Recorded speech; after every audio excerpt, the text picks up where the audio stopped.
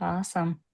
Well, thanks everyone. Welcome and thank you for joining us today. We're really excited to kind of share the story behind what we called our Mission Possible, which is completing a Site 1 WMS implementation in partnership with Source Logistics and Softian in just under 5 months.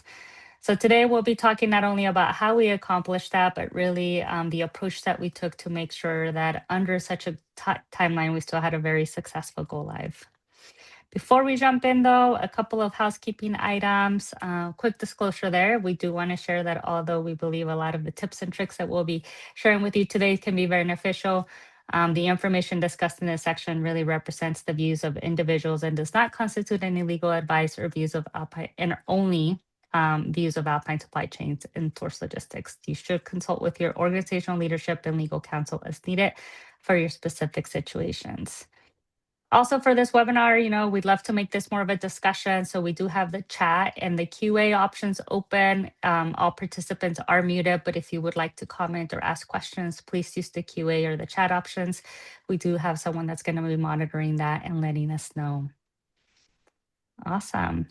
Let's talk through introduce your panelists here. So I myself will be leading this webinar. I'm Brenda Stoltz, one of the senior managing directors with Alpine Supply Chain Solutions, where we really focus on operational transformation, supply chain strategy, and technology enablement.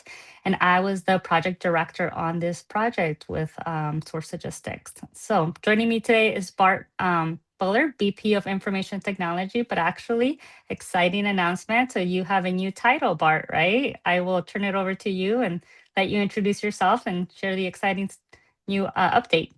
Yeah, I'm Bart Bullard. I've been at Source for 2 years, and the CEO and the board just graciously promoted me to Chief Technology Officer. So, breaking news, Very I well guess. deserved. Yeah. Yeah, very well deserved. Thank you. And now, Bart, you were the one that was really responsible for leading this technology transformation for Source, correct? Yes,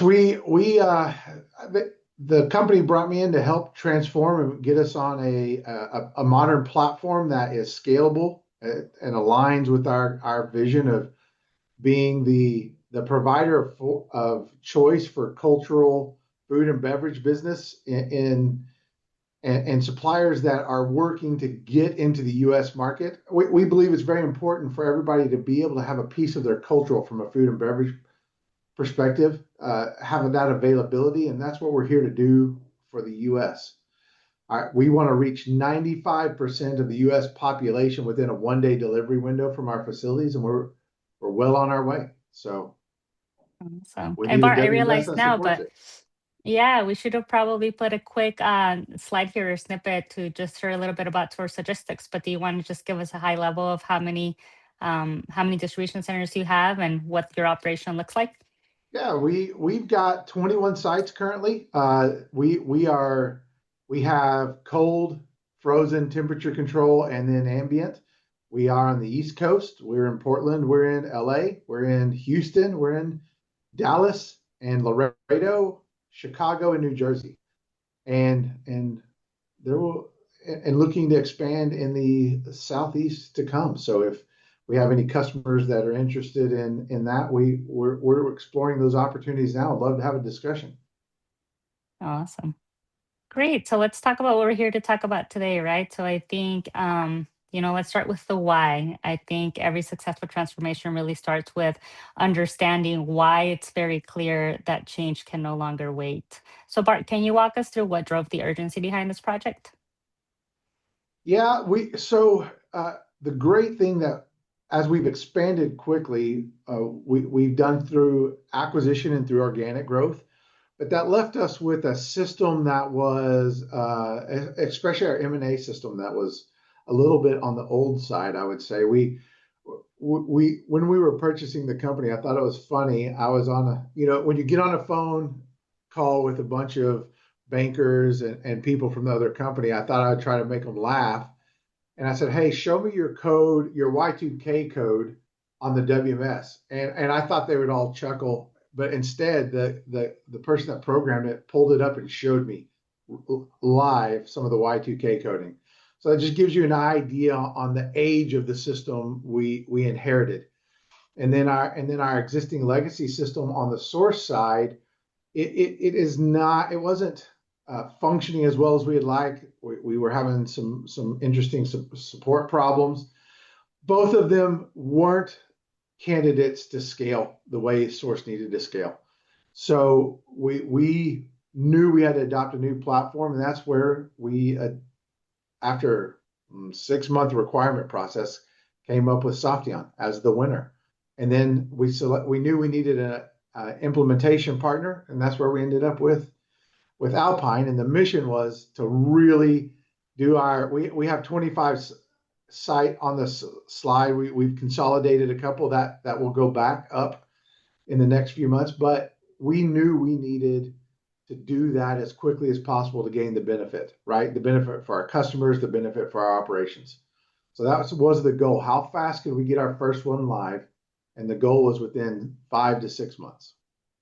Yeah, no, thanks, Bart. I do remember the first time we met. So you guys did the selection on your own. When we started discussions, you had already selected Softion and you were ready to go. And I remember us talking and you saying, well, we really want to get this implemented in 5 months. And it was something that now I'm excited to share the story, but definitely something that was a bit anxiety causing when I started hearing about it.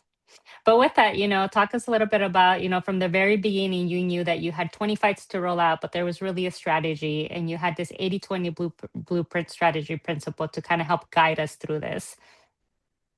Yeah, we knew that what we do for a living across all of our sites is similar, but not exactly the same, right? Source plays in the space of repetition is good, but our customers demand specialized services occasionally. So that's where the 80/20 rule came in. So we knew if we built our first site and we standardized 80% of our functionality and our configuration, that future sites would then only need a 20% change. And so that we could drive quicker implementations, knowing we called it our gold template. I've heard that used a lot, but our standard source site, that's 80% ready to go. And then we just take the customer needs and adjust it 20%. So it could be things like we have it here, CPG, consumer fulfillment. Sources primarily B2B is what we do, but we do some fringe things for our customers as they need. Transportation, logistic, transportation side of things. Even our portal is some customer specific work. Yeah, I And think it's interesting when you talk about the golden template because to your point, I would say we try to get to about 80% of those processes are standard. I think there are times when you go into these implementations when clients like to see that percentage be even higher, right? But I think the unique challenge here is you as a 3PL, you don't have 100% ownership over what some of those requirements are, right? Obviously, like you have clients that have their own requirements. And so that had to be taken into consideration as we thought about how standard can you really get across all these sites. exactly right. It was very important to know where that line is and not forget who we're serving. In fact, in our lessons learned, I'll say that our first site really taught us that governance. It was that Alpine came in and helped us really set up.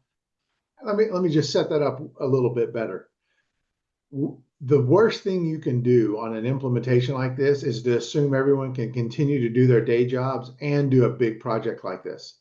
And so that's really what Alpine came in to help us do. It give us dedicated support on governance, on change management, and documenting all of our SOPs and changes, and really being a third set of eyes with Softion as our partner, Source Logistics, and then Alpine as an operational set of eyes, and running those project pieces that really created the complete team that we did our project with. And that was an important piece of what we did, or we would not have been as successful. And so those learnings that we came across as we adjusted, I think the 80/20 became 70/30 really Yep. by the time we were done.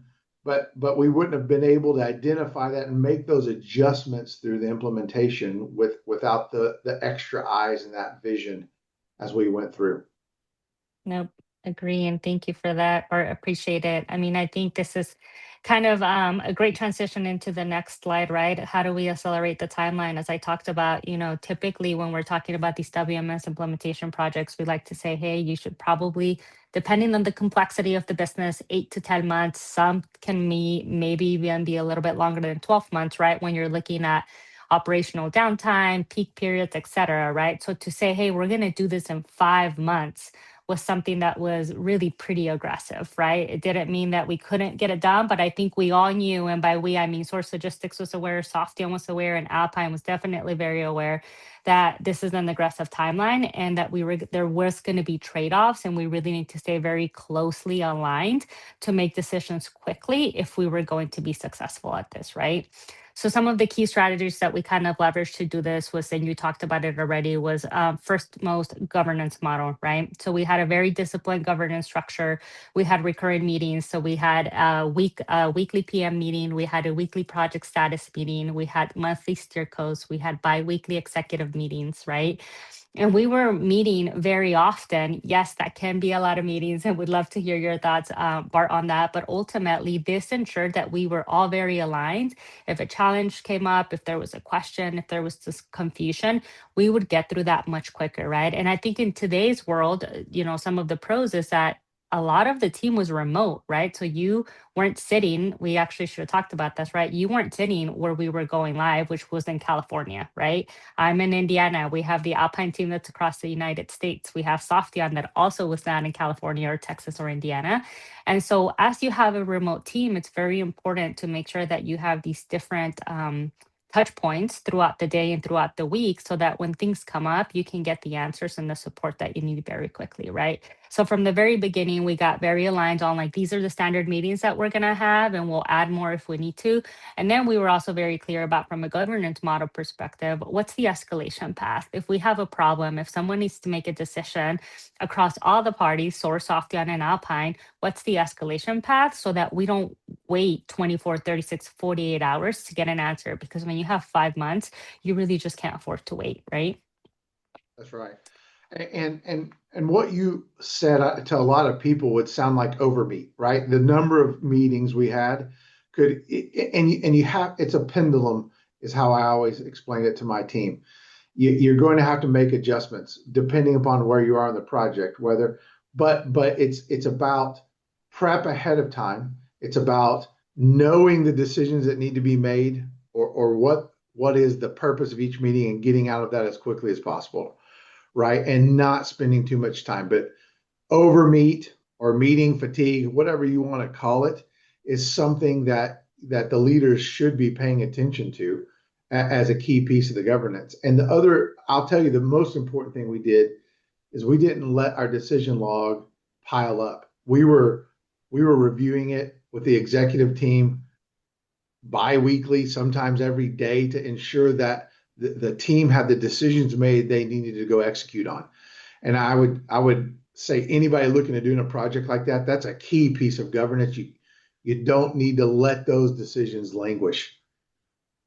No, but I think that's a great call out, Bart. And I think it's definitely that, as I worked with your team and noticed as a strength right away. Not only did you not let them sit, but quite honestly, like, you had visibility to them and you created a list, right? And, Alpine and Softian, we were all kind of adding to that list, but you really owned the fact that, like, hey, even if it seems small, this decision has impact or ripple effects across the whole entire project. So, how do we make that decision? And how do we make sure that we have the right people providing input before we make that decision, right? Yeah, and it allowed us to watch for decision paralysis. There were a few times we saw a decision that was difficult to make, and Yes. and, and it really helped us, like you said, the escalation path. It wasn't that someone wasn't doing their job well. It's that we need more, or expand the audience, or more people involved to make a decision. And if it was sitting too long, it became obvious something needed to be added, right? And it wasn't. Yep. A lot of people think of escalations as negative, or it's a negative thing. But the reality is, it's conflicting priorities, or we need to expand the audience. Usually, is what's causing those delays. Nope. That's what we Completely found agree on with this you. project. Yeah, and I think sometimes it's just a team that needs support as well too, right? To your Yeah, point, they're trying to do their day-to-day job. There's decisions that they need to make. They understand there's high stakes, right? Because any decision that team was making, they knew is it going to impact them, and it had the potential to impact 21 other sites, right? So that can be overwhelming for someone. So I think that escalation also helped to ensure that the team felt supported and it didn't feel like everything really fell on them. yep, I think that also ties, with our phase gate methodology. So as we talk about escalation, as we talk about governance, we knew we had 5 months. It wasn't about skipping steps, right? So we have a very, I would say, formal phase gate methodology where we walk through at the end of, design. The key stakeholders have to review it and have to sign off on it before we move on to development, before we move off to validation.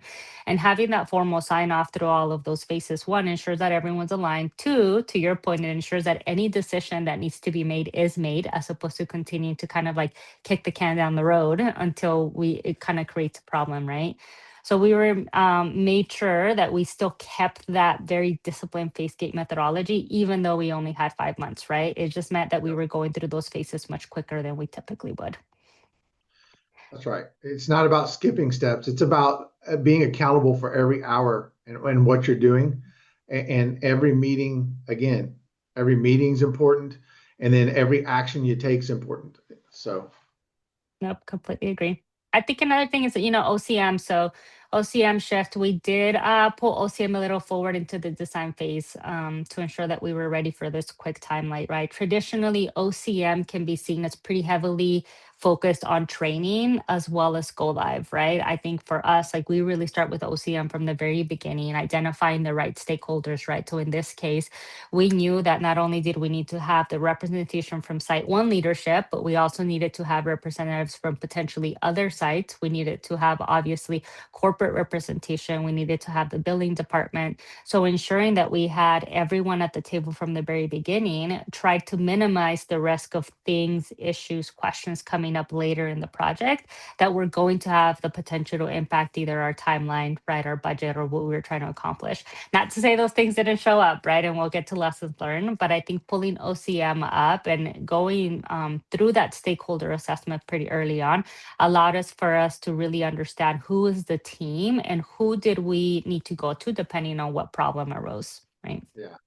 And I think so many times I've heard when we talk about change management, it is a very nice buzzword. And everyone talks about how important it is. But when it comes time and you're in the middle of the heat of a project, it's often the thing that it gets put aside first in order to ensure you keep your delivery schedule, or if there are fires. And the reality is, by putting it aside, you create more of those situations, especially as you get towards the end.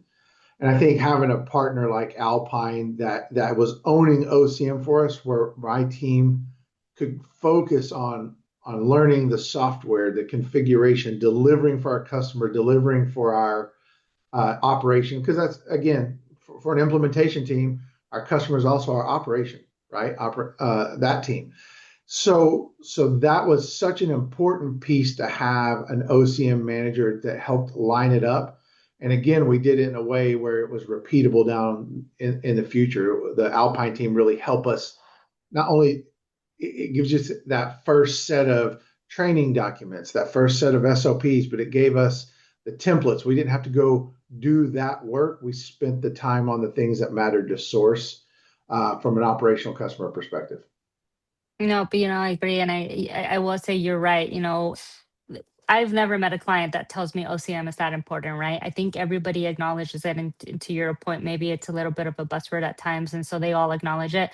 But I can also say that unfortunately, more often than not, when budget is a concern, it's one of the first line items that get cut, right? And not because the client doesn't think it's important, but because the client thinks that this is something, to your point, that they can just do on their own, and not realizing that having an experienced partner, and we, have actually proxy certified OCM consultants that can follow the ADCAR model and make it, to your point, very easy for your team to execute, actually takes work off of your plate, right? And so you're still paying for it one way or another, but ensuring that you have someone that's been there, that's done it, and that's just making it easy for your team to execute makes a really big difference. And I think that's more important for your if it's a multi-site, it's more important for the second, third, fourth, fifth site than it almost is the first site. I don't know if that's a completely true statement, but we'll start there. Yeah, no, absolutely. The last key strategy that we released here was centralized tracking, and I will say Yep.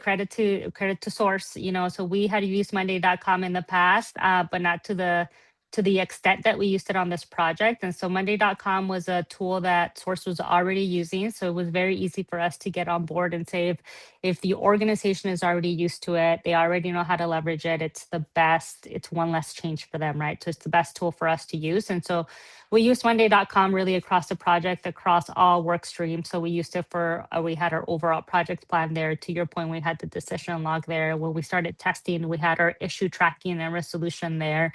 Really, this was kind of a one-stop shop where we went and Softion used it, Source employees used it, Alpine used it. It was very easy to work together and understand exactly where we were across the multiple work streams in the project. Yeah, and to be fair, Monday.com is not sponsoring Brenda or I or Alpine or Source, but it became a very powerful tool for us. And having that tool in place, so Source works to build a culture of continual improvement, and that tool was in use by not just IT, but operations was using it. The rest of the company was using it for other projects. All the executives were familiar with it. And so what that did is it, instead of having to introduce a new platform that everyone would have to learn, which often leads to a slow adoption or not adopting it, Mhm. it really helped that we had that in place and working. And that was a really good piece of pre-work that was in place for Source, in my opinion. And it was a powerful tool. And some of their AI and the dashboarding available was a valuable piece to what we did, Brenda. Nope, absolutely agree. And actually, yeah, Bart, I mean, I think, for anyone that is exploring doing a WMS implementation in the future, right, I would say don't wait to introduce a Monday.com or a similar tool to get your IT or your operations team used to that tool until you start the project, right? I think you guys were already using Monday.com before this implementation. I imagine you'll continue to use it after the implementation. So there's definitely a use here and a use case here outside of a implementation project. That's right. Awesome. All right. So we've talked and we've kind of hinted already a couple of times at lessons learned, right? But like we talked about it from day one, we knew that the goal here was not only to have a successful go live for one site, but instead it was to have a successful go live for one, but also set the roadmap to be successful time and time again, right? So from an Alpine perspective, our goal was really to ensure that we were going to set up Source for success because we knew that we needed something that was going to be repeatable, that they were going to have be able to scale even when Alpine was already gone. And with that, we were very intentional about understanding lessons learned from the very beginning to make sure that we continue to improve the process. But Bart, if you could just share, from your perspective, some of the key takeaways from Site One, and as you're actually continuing to future sites today, that would be really beneficial. Yeah, I think that moving our problem statement of having the older WMSs, having the data architecture that's not as modern as we would prefer, when we went live, master data and the data prep that we did, we thought we did a good job of it, but we realized how important it is to a modern WMS that you are really inventory all of those pieces of WMS data, and this really goes for any implementation, but for us, it was we should have spent more time on it, and we will on our next sites. And it really pays to front load that pre-work, right? Get it in the condition you need it in the current WMS, and then move the data instead of trying to move the data in not as clean and then cleanse it. That just creates more problems than it solves. And that seems like an obvious statement. But when you have a moving warehouse with inventories occurring and you're trying to get product out the door, that's a difficult task to work ahead of time. And you don't have the luxury of shutting down a facility in a conversion for an entire week and doing a full facility inventory. If you do, I'm envious of you because it's very difficult to do that and not impact your customers. So that was hugely important. The other thing is testing discipline. Whenever you have to do, if we're looking at the 20% of customer needed, we avoided customization with Softeon as much as possible, right? Customization is not scalable. But there is configuration specific work. And there are some pieces that we had to do outside of Softeon, which, by the way, is with their API structure. I'll give them a plug. It's great for the ability to build ancillary systems on top of it, or software on top of it, that really gives you that edge with your customers and in your market. You need to ensure that the build timelines are aligned so that you freeze when you do your UAT and your testing and your training.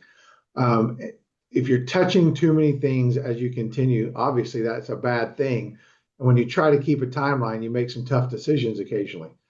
But code freezes and regression testing are an important piece of that. Don't underestimate it. And then again, role clarity. Role clarity and training is an important piece of that OCM part that we were talking about earlier. That having classroom training for people that work in a warehouse with their hands and on different equipment all day long is only partially effective and can never be fully effective. If you can, I would suggest carving out a small portion of the warehouse, build a test warehouse, even if it's a quarter of an aisle, where they can go do their job function on product they know in a space they know, and not in a classroom with labels. Hey, this label's a pallet, right? Just pretend like it's a pallet. No, actually have a pallet of boxes, right? And let them move that pallet and see what happens when they try to put it in the wrong place, and how the physical and the system work together. That was an important piece on training and letting each role function in the day in the life of type scenario. I think No, those are the absolutely best agree. things. Yeah, and I would say, specifically on that last one, role clarity, I think at times clients think if it's a very large facility, then like they're concerned that, hey, I have a lot of employees that I have to train. Well, that's where role clarity becomes even more important, right? Because you want to make sure that you have a very good understanding of who's being trained on what. But it's also important if you have a small team, because what happens is when you have a smaller team, the challenge is we typically say, well, there isn't really defined roles, right? Like, Brenda does really everything. She can do inbound, she can do outbound, she can do, QA. And it's helping them understand that even though they got there, they probably got there through being there 3, 5, 10 years. And so you can't now expect them to learn all of that on day one or on 2 weeks worth of training, right? So role clarity becomes really important, really, when you have a big team, when you have a small team. But more than anything, it's to really set up that person for success, right? So to give them the opportunity to adapt the new system and to do it at a pace that is going to be sustainable, right? Because if you try to train them on everything from day one, likelihood is they're going to forget a lot more than if you slowly build, right? Slowly build from one task to the next. Overall, you're going to have a better rate of success and retention from that employee for sure. Great. I think that's absolutely right. All right. Let's talk a little bit about results, right? So at the end of the day, we did this not because I doubt, Bart, you were bored or I wanted to sign up for a quick 5-month implementation, but obviously there were some goals and measurable business outcomes that we were expecting. From the very beginning, we said, hey, Bart, at the end of the day, when we're done with this, how would you rate if we were successful or not? And we came up with some actual KPIs that we then tracked after go live. So would love to hear from you if we feel like we met those business outcomes that you signed up for, or we all signed up for, I should say. Yeah, and we did. I think it took a little longer than we initially thought because of it's the first site, right? But the goals we set, we've seen the deliverance. We saw them quickly, But with any implementation, the first one just has a little bit more of an adoption time frame, right? You should account for. But we're seeing improved billing accuracy. Absolutely, that's been a huge piece for me. That benefit is not just sources for our customers as well, right? It's accuracy goes both ways when it comes to billing. There's no accidental double billing. right? If it's on a piece of paper, if you go from big chief tablet billing to automated system building, that's a huge improvement for everybody. Integration messaging, right? That's always a scary move when you move the integrations between systems. We have that integration success.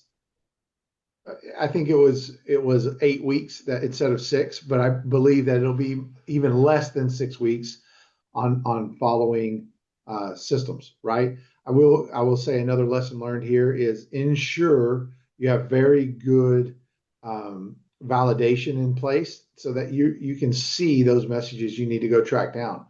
Because there are going to be one or two exceptions that were built a long time, especially in older systems that were built and it was hard to identify, right? So that's a huge piece there. And then I think that operational stability having that down to the functional and the manpower within 2 weeks is a pretty good time frame. And we discovered that we started seeing benefits after 2 weeks after we felt like we were completely stable. They started being able to drive continual improvement on labor. And we have seen some labor improvements and we've seen building improvements through both of those things over the first few months we've been live. Awesome. Well, and I think, secondly, obviously operational metrics were one key to success. I think the other key that we were really tracking is setting your team up to be able to do this again. So Mhm. where are you guys as it relates to, doing this on your own and the next go live for your future sites? So we went live January, was it the 16th, Brenda? All of a sudden, I just Hmm. went blank on the date, January 16th. And we are taking our second site live June 1st. But our third site and our fourth site will be July 1st and then July 15th. And then the next very complex big site goes live at the beginning of August. August 1st is what it's on path to be. So you can see the pace of implementation is starting to increase. And those times have actually come down from what we originally forecasted now a little bit. So it has the experience gained and the time spent up front to really put these standards in place seem to be paying off already. Awesome. Well, we're excited to hear about it and look forward to hearing about how they go. Awesome. Well, Well, Are you thank Dave, I you. think, seeing are you seeing any pushback oh, great. from your sites as to, hey, we're not prepared, or hey, um we're not ready for this. We're getting bogged down in some of the process. Are you getting some of that, or are things pretty straightforward? Your sites are excited about it and moving forward. No, in fact, I just got off a call right before this with the regional director of California. So we went live in Montebello, California, as our first site, and we have two other sites, City of Industry and one we call Yates because it's the street, but it's right by. It's in Montebello as well. We're bringing Yates live January 1st, but City of Industry we were going to wait to bring live until later in the year or early next year, just simply because we were going to go work in some of the other regions. But the Marco Martinez, who's our regional leader in the LA region, really pushed me just now to let him get it in COI because he's seeing such a benefit from an inventory perspective, from a billing perspective. He really wants us to finish out his region. And in fact, he's in New Jersey this week, and he's become our marketing department for Softeon within the company. And so, considering he was the regional director of the first site, which is always going to be the most difficult site and have the most problems, he's out in our organization being our mouthpiece now, tells you, David, they're wanting it across the board. That's And, awesome. and And we, we yeah, know I was the going to say, third Bart, rule, right? When change happens, a third of the people can't wait, a third are kind of in between, and a third are not going to like change. Well, we've seen that be true, but the reality is the people that are leading, the people that have responsibility are loving the visibility, loving the new data that they're getting and how fast the data they get comes. So what were you saying, Brenda? I'm sorry. Yeah, no, Bart, I was gonna say, I think you touched on a good point there about the first site. I didn't ask you earlier, right? But I think even when we started this discussion, you as an organization were still trying to figure out which should go first. And I thought you guys took a very thoughtful and strategic approach on how you landed on Montebello, as well as your second, third site. And I know that plan has changed a little bit because you guys continue to get better and learn more about what's going to work for your organization. But Yeah. if you could talk us through like how you landed on that first site for anyone else that's looking at doing a multi-site rollout, right? What should they consider in selecting that very first site? Because to your point, it's going to become very impactful for the rest of the sites, right? And who you choose to be that example definitely has a huge impact. And listen, we have some really good leaders, and so we kind of had ties across the board on which regional leader, but that was important, right? Having strong leaders in not just the region, but the leader of the facility, the supervisors. Those are all things that you weigh and measure. And I'm going to tell you a little secret, Brenda. I think anybody that does implementations for a living, or those of us who work in IT on the systems, there's something a little bit wrong with this because it is a difficult, hard thing to do, and yet we love doing it. So um, we really looked at it from the perspective of, instead of going real soft and easy with a one customer facility, we landed on the idea that we wanted to do a very complex, customer rich system the first time, because that's when you have the most support. We had the most Alpine support and the most Softeon support on the first facility. We also knew that our team knew the least then. And so it gave us an opportunity to see multiple types of warehouse work, B2C, B2B, VAS, right? Fulfillment, dynamic replenishments, large container imports, all of those types of things that gives us exposure while we have the extra support to build that foundation for the rest of our sites. So that's the approach we took. And I admit it made our life a little more difficult with Montebello. Instead of a one customer or the most simple site, we did opposite. And I think it paid off. Do you agree with that, Brenda?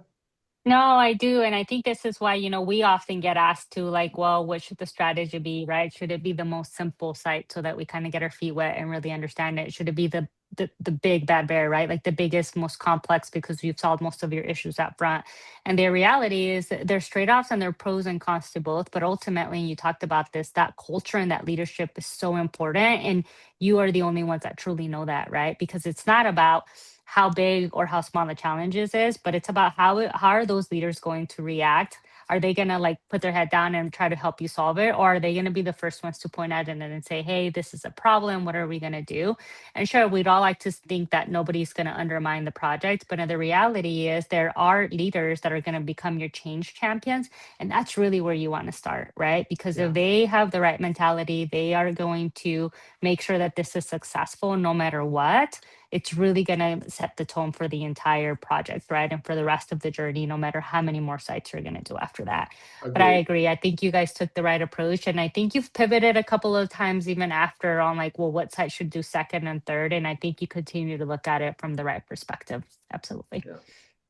And, Awesome. and and with Marco being that change champion, it's influenced that, right? Mhm. His sites are getting pulled up because he sees the value, and now so do other people. So Absolutely. But Dave, we've got a few minutes for questions. Do you see any in the chat or in the Q&A that we want to pull up? The the one that we have is that you talked about early on, you talked about temperature controlled environments. Um, does that have an effect on you? Did that have an effect on the project? And how you had to handle things with equipment or uh, just general processing? no, it did not. So Softeon has that capability, and we've been selecting equipment, and we set our source standard beforehand. And then we took that temperature control piece, all of the equipment that we know works in our facility, And when we were doing our selection, we knew that was the equipment we had, and we ensured that it would work. It was compatible with Softeon. So we kind of built it.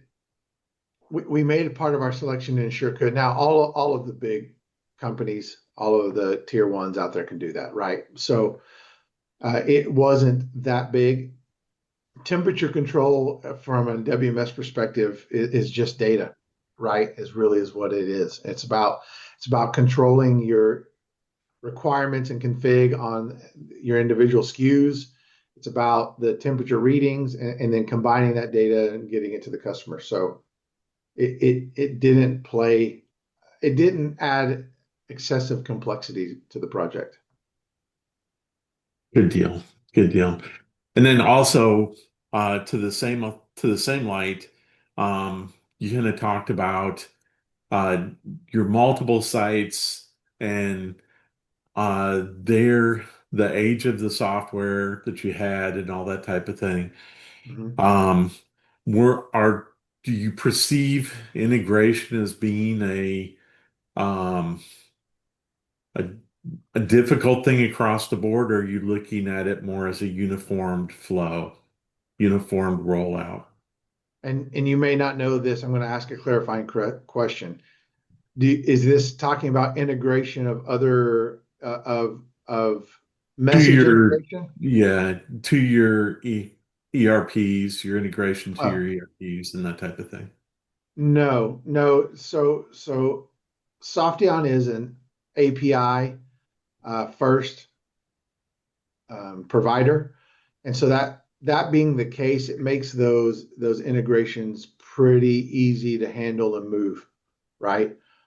So it is not. It is something I don't want to discount it. It's something you absolutely pay attention to, but the platform that we selected it made it um, a very capable and cautious yet successful move. And I think every move, every new site will be that much more simple as well. Perfect.